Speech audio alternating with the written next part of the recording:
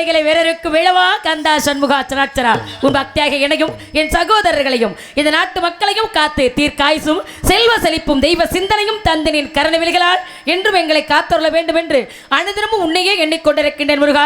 எப்பொழுது வருவாய் உன் திருமுகத்தை காண்பேன் என்கின்ற எண்ணத்தோடு இந்த ஜென்மத்தில் பெண்ணாக பிறந்து இந்த பெண்மைக்கு விமோச்சனம் கொடுப்பாய் என்கின்ற எண்ணத்தோடு இந்த இடத்தில் காத்திருக்கிறேன். வருவாரா?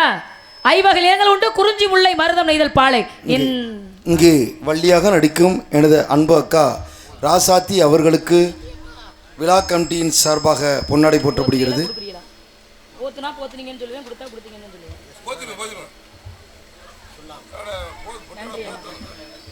நன்றி அண்ணா.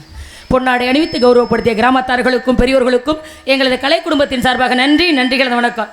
இல்ல கையில கொடுத்தாங்கன்னா கொடுத்தாங்கன்னு தானே சொல்ல முடியும். பொன்னாடை போத்தி கௌரவப்படுத்துறாங்கன்னு தானே சொல்றோம்.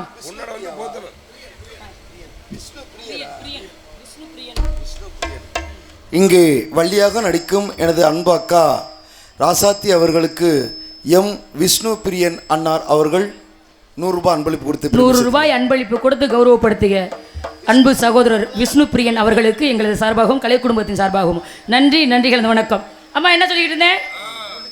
ஐவகை நிலங்கள் உண்டு குறிஞ்சி முல்லை மருதம் நெய்தல் பாலை. இந்த ஐவகை நிலங்களிலே குறிஞ்சி நிலத்துக்கு தலைவனாகிய நம்பிராஜனுக்கும் நங்கை மோகினிக்கும் நான் தாங்க 8வது பிள்ளை. ஏங்க இத அதிர்ச்சியா கேட்க கூடாது, ஆச்சரியமா கேட்கணும். என்னப்பா அப்படி கேக்குறீங்க? ஆச்சரியம் அப்படி கேளுங்க. அதிர்ச்சிக்கு ஆச்சரியத்துக்கு வித்தியாசம் இருக்கு தெரியுமா? 8வது பிள்ளையா? அந்த பாத்தீங்களா, அதிர்ச்சிக்குனே உண்டானால இல்ல. இப்ப இருக்கிற காலத்துல ஒரு குழந்தைக்கே முடியலையமா, எப்படி உங்க அப்பாவுக்கு 8 குழந்தைன்னு கேக்குறீங்க? இறைவனுடைய கருணை அப்பா, கருணை. எங்க அப்பா கையில என்ன இருக்கு? இறைவனா பார்த்து மனம் வைக்கணும். ஏமா இப்படியே சொல்றீங்களே, இப்படி சொல்லாதீங்கம்மா அப்படி உங்களுக்கு கொஞ்சம் சிரிப்பா கூட வரலாம் தோணுது. இல்ல ஏன் அப்படி சொல்றேன்னா, இறைவனுடைய கருணையினாலதான் எல்லாருக்கும் குழந்தை பிறக்குது. நம்ம வாழ்ந்தாலும் அது பிரச்சனை இல்லை.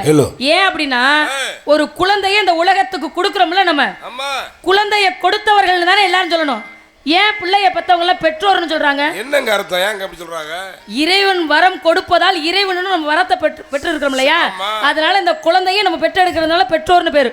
மற்றபடி என்னது இல்லை, நல்ல மைக்கெல்லாம் நல்லா இருக்கேண்ணா, ஒன்றும் குறையில நல்லா இருக்கு. எங்களுக்கு கொஞ்சம் கூட குறைச்சிருக்கிறது அட்ஜஸ்ட் பண்ணி வைக்க சொல்லுவோம், அவ்வளவுதான், வேற ஒன்றும் கிடையாது. நல்லா இருக்கு. கம்மியா இருந்துச்சுன்னா தான் மூஞ்சி பார்க்க சகிக்காது. எல்லாம் அப்படியே முகத்தை அப்படியே வச்சுக்கிட்டு இருக்குங்க பிள்ளைங்க எல்லாம். எப்பா இதுக்கு தான் நான் சொன்னேன், சிரிச்ச முகம் அருங்க சாமி. தெரியாம சொல்லிட்டேன் திடீர்னு. அவங்க கேட்குற கேள்வியை பாருங்க. எல்லாரும் இப்படி உயரத்தில் வந்து உட்காந்துருந்தா உங்களுக்கு ஒரு கெப்பு 2 பேரும் சிரிச்சோன்னு. அதனால வேட்டைக்கு போன இடத்துல வள்ளி கொடிகளுக்கு இடையில குழந்தையா இருந்த என்னை கண்டெடுத்து கொண்டு வந்து சுந்தரவள்ளின்னு பேர் வச்சிருக்காங்க. ஒரு அண்ணன் இருந்தாலே அந்த வீட்டுல எவ்வளவு சந்தோஷம் தெரியுமா? அட ஏங்க, ஒரு அண்ணன் இங்க பேசக்கூடாதுங்கிறாரு, ஒரு அண்ணன் அங்கே பார்க்க கூடாதுங்கிறாரு, ஒரு அண்ணன் இங்க நிக்க கூடாதுங்கிறாரு. 7 அண்ணங்கள் இருந்தா ஏன் தெரியுமா பொம்பளை பிள்ளைங்க அதிகமா சந்தோஷப்படுவான்? கல்யாணம் பண்ணி கொடுத்ததுக்கு அப்புறம் ஒரே ஒரு பொம்பளை பிள்ளைங்களுக்கு பிறந்துருச்சுன்னு வச்சுக்கோங்க, நினைச்சு பாருங்க. 7 பேரும் சீர் கொண்டு வந்து நின்னாங்கன்னா அந்த ஊருக்குள்ள எம்புட்டு கௌரவமா இருக்கும். அதெல்லாம் நினைக்கல மனசுக்கு சந்தோஷமா இருக்கு. தாய்மாமே சீரு கொண்டு வராண்டி இதெல்லாம் சொல்லல நல்லா இருக்குல்ல. ஆனா இப்ப ரொம்ப பயமா இருக்கு. ஏன்னா என் மனசுக்குள்ள ஏதோ ஒண்ணு இருக்குது. ஆனா 7 பேருக்கு தெரிஞ்சிச்சுன்னா அன்னைக்கு 7 பேர் என்ன செய்வாங்களோ, தோலை உரிச்சிருவாங்க, வெள்ளைமா வெள்ளச்சாமியில மாதிரி வச்சு கொளுத்திடுவாங்க. என்னவா இருக்கா? என்னங்க அர்த்தம்? என்ன சைஸா மாதிரி இல்ல, சாப்பிட நினைச்சா சாப்பிட முடியல, தூங்க நினைச்சா தூங்க முடியல, எந்த நேரமும் ஒரே சிந்தனையாவே இருக்கு. என்னன்னே தெரியல கண்ணா. அதத்தானே நானும் கேட்கிறேன். பசிச்சா நீங்க பளிச்சுன்னு சாப்பிட்டுருவீங்கல்ல, தூக்கம் வந்தா தூங்கிடுவீங்கல்ல. நான் தூங்கிடுவேன். சாப்பிடலாம்னா சாப்பாட்டுல முகம் தெரியுது, தண்ணி குடிக்கலாம்னா தண்ணிக்குள்ள முகம் தெரியுது. எப்படிதான் குடிக்கிறது பாருங்க தம்பி. இதுக்கு என்ன அர்த்தமா இருக்கும்? என்ன கழுத காதலா இருக்கும்? இல்ல கழு என்றால் அழகு, தை என்றால் பெண். அதனால ஒன்றும் தவறு இல்லை சொல்றதுனால. இப்படித்தான் எல்லாரும் எப்பா நல்லா இருப்பீங்க. ஏன் காதலை நான் சொல்லவா?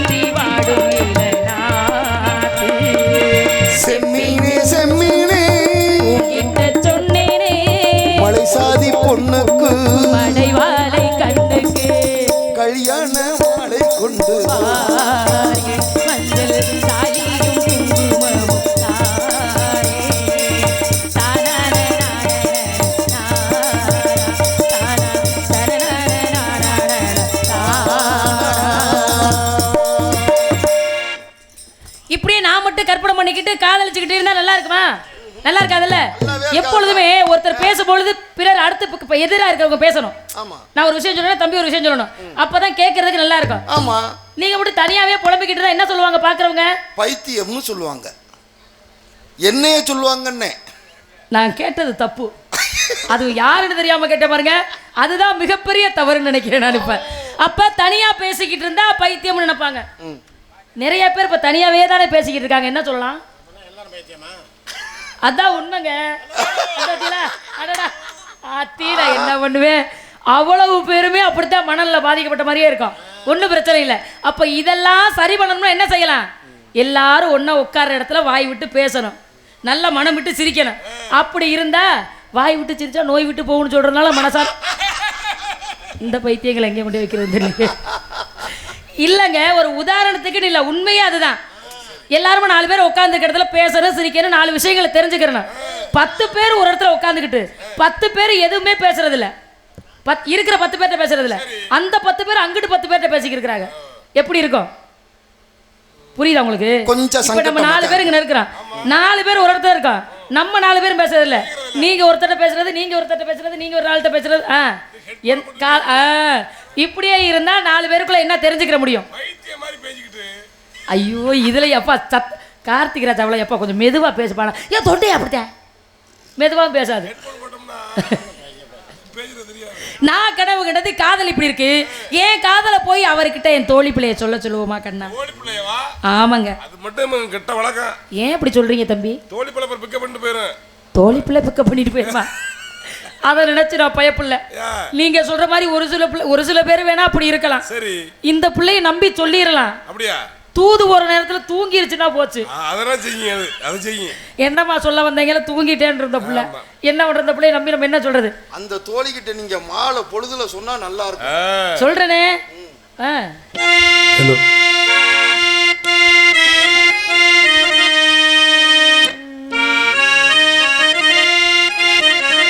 மாலை பொழுதில் மயக்கத்திலே கனவு கண்டேன் தோழி, மனதில் இருந்தும் வார்த்தை இல்லை, காரணம் ஏன் தோழி, காரணம் ஏன் தோழி? மாலை பொழுதில் மயக்கத்திலே நான் கனவு கண்டேன் தோழி, மனதில் இருந்தும் வார்த்தைகள் இல்லை, காரணம் ஏன் தோழி, காரணம் ஏன் தோழி? மாலை பொழுதில் மயக்கத்திலே நான் கனவு கண்டேன் தோழி, இன்பம் சில நாள் துன்பம் சில நாள் என்றவர் யார் தோழி, இன்பம் கனவில் துன்பம் எதிரில் காண்பதும் ஏன் தோழி, காண்பதும் ஏன் தோழி? மாலை பொழுதில் மயக்கத்திலே நான் கனவு கண்டேன் தோழி.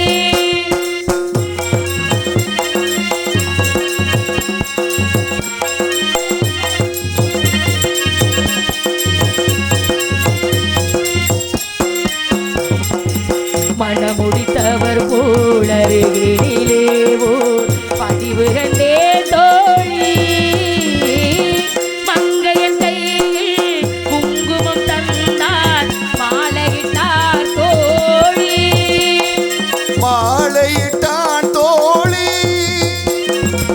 வழிமறந்தேனோ வந்தவர் நெஞ்சில் சாய்ந்து விட்டேன் தோழி, அவர் மறவேன் மறவேன் என்றார் உடனே மறந்து விட்டார் தோழி, மறந்து விட்டார் தோழி. மாலை பொழுதில் மயக்கத்திலே நான் கனவு கண்டேன் தோழி,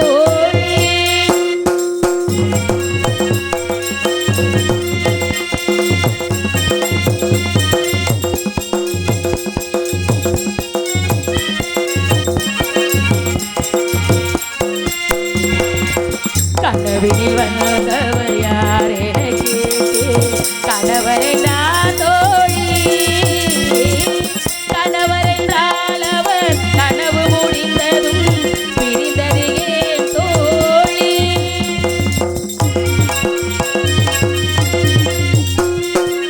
இளமையெல்லாம் பெரும் கனவு மயம் இதில் மறைந்தது சில காலம் தெளிவும் புரியாமல் முடிவும் தெரியாமல் மயங்குது எதிர்காலம்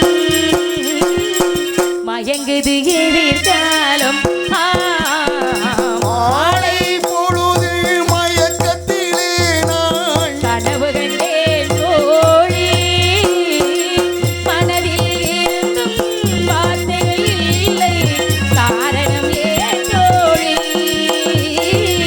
காரணம் ஏன் தோழி மாலை பொழுது மயக்கத்திலே நான் கனவு கண்டேன் தோழி இப்படியெல்லாம் நான் கனவு கண்டேன் உன தோழி பிள்ளை பார்க்கணும் என்ன விஷயம்னு கேட்கணும் நாங்கள் எல்லாரும் எங்கே போகலான்னு ஒன்றா முடிவு பண்ண போகிறோம் இன்னைக்கு எடுக்கிற முடிவு யாருமே மறக்கக்கூடாது அப்படி ஒரு முடிவாக இருக்கணும் விளையாடுற விளையாட்டு எல்லாரும் இது போல விளையாண்டுருக்கலாமே விளையாடணுமேனு ஆசை வரணும் அந்த அளவுக்கு ஒரு விளையாட்டு எத்தனை பேர் வர்றாளுங்க இல்லை எத்தனை பேர் வர்றாங்கன்னு நமக்கு தெரியலையே ஏக்கா ஏப்பா ஆட்டத்துல எங்க 4 வித்தையும் சேர்த்துக்குவீங்களா ஆட்டத்தில் நீங்க இல்லாமையா அதானே உங்க 4 பேரை நாங்க எங்கேயும் விட்டுட்டு போக மாட்டோம் எங்கே போனாலும் ஒன்னா தான் கூட்டிட்டு போவோம் ஆமா எங்க போனாலும் அப்படி சொல்லக்கூடாது அப்படி இல்லம்மா பாசத்துல மட்டும் பங்கெடுத்துக்கிறீங்க இப்படின்னா பயப்புரியல ஏப்பா அப்படி அதுதான் கொஞ்சம் பயமா இருக்கு எல்லா இடத்துக்கும் அது கண்ணா சரியா சொல்றாப்ல பாருங்க எல்லா இடத்துக்கும் வர முடியுமா வர இடத்துக்கு மட்டும் தான் வர முடியும் உதயகுமாரன் சொன்ன மாதிரி நீங்க வேற எதுவும் விளையாட்டு சொல்லக்கூடாது ஏமா நாங்க தான் நீங்க தான் திருடிய நாங்க தான் போலீஸ் சொல்ல கதையா அதனால தோழி பிள்ளைய பாக்குறதுக்கு முன்னாடி அரும்பரும்பா சரம் தொடுத்த அழகு மலர் மாலை இது ஆராரோ தரையினிலே தவழ்ந்து வந்த தங்க நிலா மேனி இது ஆராரோ அரும்பரும்பா சரம் தொடுத்த அழகு மலர் மாலை இது ஆராரோ தரையினிலே தவழ்ந்து வந்த தங்க நிலா மேனி இது ஆராரோ மகளே நீ மயங்காதே மணிவிழியே கலங்காதே பூச்சூடும் மணிப்பூந்தேரே கூத்தாடும் பசுபாலாரே அரும்பரும்பா சரம் தொடுத்த அழகு மலர் மாலையில் ஆராரோ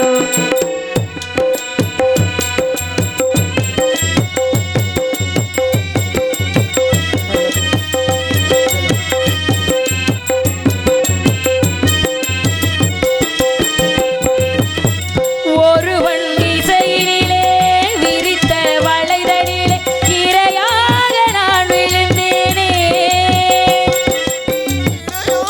நான் இருந்தேனே மனிதன் நிறங்களையும் மாறும் குணங்களையும் அறியாமல் நான் இருந்தேனே நஞ்சை விட கொடிது ஆடவனின் மனது அன்னை இதை அறிந்தால் அல்லல் பட்ட பிறகு ஏமாந்தால் தாயும் என்னை போலே நீயும் ஆசை வைக்காதே பின்பு அவதிப்படாதே அரும்பரும்பா சரம் தொடுத்த அழகு மலர் மாலை இது ஆராரோ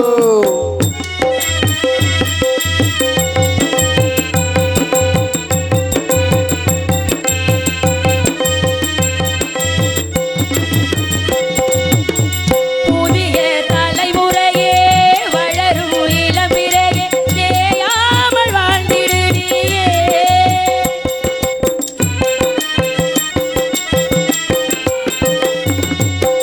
இளமை கடை விரிக்க எனையே விலை கொடுத்து மடி மீது வாங்கிய சேயே உன்னை விட எனக்கு சொத்து சுகம் எதற்கு இந்த உயிர் உடலில்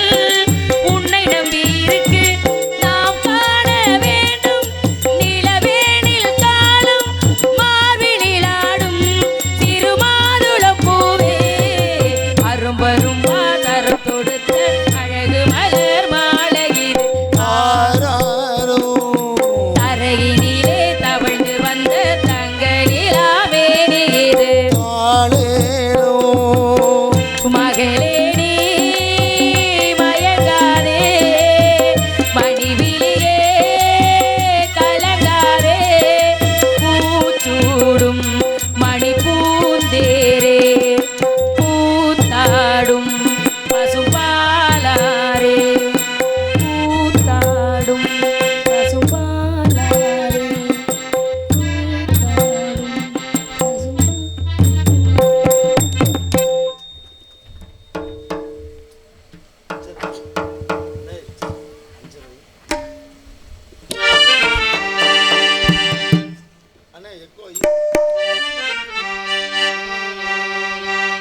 தேவர் என்னும் சிங்கம் பசும்பொன் முத்து ராமலிங்கம் செந்தமிழ்நாட்டு மக்களுக்காக தெய்வம் தந்த தங்கம் தேவரையா தெய்வம் தந்த தங்கம் தேவர் என்னும் சிங்கம் பசும்பொன் முத்து ராமலிங்கம் தேவர் என்னும் சிங்கம் பசும்பொன் முத்து ராமலிங்கம் செந்தமிழ்நாட்டு மக்களுக்காக தெய்வம் தந்த தங்கம் தேவரையா தெய்வம் தந்த தங்கம் தேவர் என்னும் சிங்கம் பசும்பொன் முத்து ராமலிங்கம்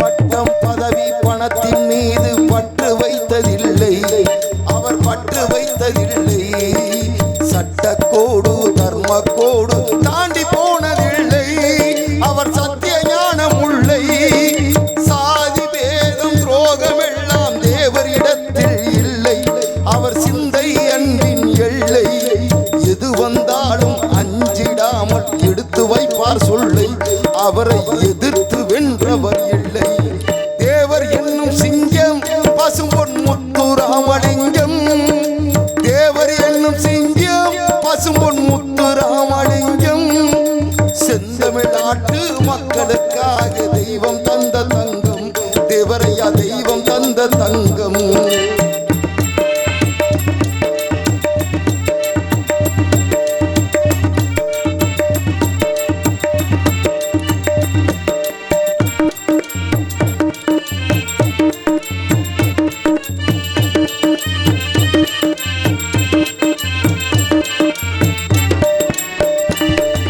தேசபக்தி தெய்வ பக்தி இரண்டும் கொண்ட ஞானி அவர் நெஞ்சம் அன்பு தூணி ஏழை பலரை பதவி தேறி ஏற்றிவிட்ட ஏணி அவர் நாவில் நின்றவள் வாணி மேடை ஏறி பேச வந்தால் மக்கள் வெள்ளம் கூடும் பகை மருந்து எழுந்து ஓடும் வானம் பூமி உள்ள வரைக்கும் தேவர் பெயரும் வாழும் அவரை தெய்வம் போற்றி பாடும் தேவர் என்னும் சிங்கம் பசும்பொன் முத்து ராமலிங்கம் தேவர் என்னும் சிங்கம் பசும்பொன் முத்து ராமலிங்கம் செந்தமிழ்நாட்டு மக்களுக்காக தெய்வம் தந்த தங்கம் தேவரையா தெய்வம் தந்த தங்கம் செந்தமிழ்நாட்டு மக்களுக்காக தெய்வம் தந்த தங்கம் பசும்பொன் தேவரையா தெய்வம் தந்த தங்கம்